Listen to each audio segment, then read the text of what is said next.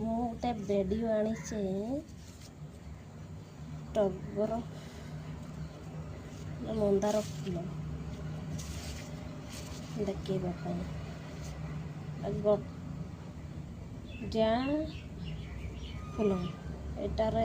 1 2 3 4 ଚାରିଟା ଏଟାରେ 4ଟା ଜାଣ ଅଛି ଆଉ ଏଇଟାରେ ହେଉଛି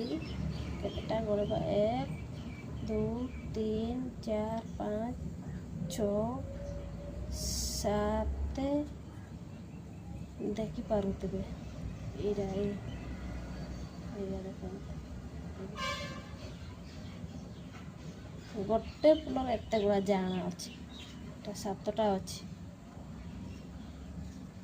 ମନ୍ଦାରର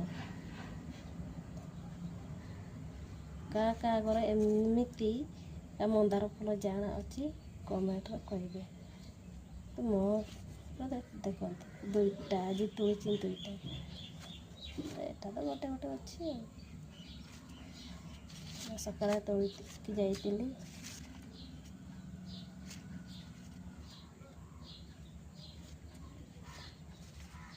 ଏବେ ଗାଧେଇ ସାରିକି ନା ପୂଜା କରିବା ଠାକୁରଙ୍କୁ ସଜେଇବି।